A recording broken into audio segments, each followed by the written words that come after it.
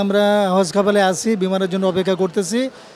Total ব্যবস্থাপনাটা খুবই ভালো, স্বাচ্ছন্দ্যভাবে আমরা এখানে থাকছি, অবস্থান করছি। আমাদের থাকা খাওয়ার মোটামুটি ইমিগ্রেশনটা টোটাল ইয়েটা খুব ভালো, সিস্টেমটা খুবই ভালো করছে।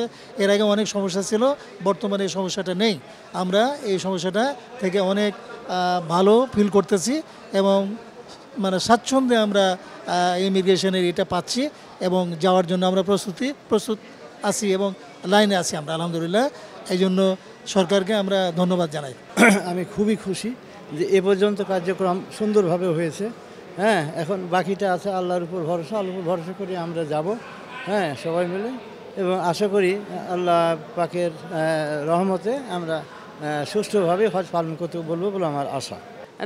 দেশবাসীরা যেন উদ্যোগ নেয়, এই হজের যাত্রী হিসাবে যেন সবাইকে যেন আল্লাহ কবুল করে, আমরাকে যেন কবুল করে, আর আমরাও যেন আল্লাহর মেহমান হয়ে রাসূলের তরিকা অনুযায়ী চলতে পারি এবং আমরাকে যেন কবুল করে। সবাই দোয়া করবেন আমাদের জন্য। আসসালামু আলাইকুম। আল্লাহর অশেষ রহমতে হজ গমনের উদ্দেশ্যে আজকে হজ ক্যাম্পে এসেছি। ইনশাল্লাহ আল্লাহ যদি তৌফিক দেয় বাকি কাজ যেন সুবলাবলি শেষ করতে পারি এবং বাংলাদেশের মানুষের জন্য, দেশের জাতির জন্য দোয়া করব, যেন দেশ উন্নত এগিয়ে যায়, সরকার যেভাবে আগিয়েছে আরও যেন এগিয়ে যায়, এই কামনা করব। নিজের পরিবার, আত্মীয় স্বজন, আহল বাইত যারা আছে সবার জন্য দোয়া করব। আপনারা দোয়া করবেন যেন আমাদের হজ কবুল হয় এবং মাবরুর হিসাবে কবুল হয়। আসসালামু আলাইকুম।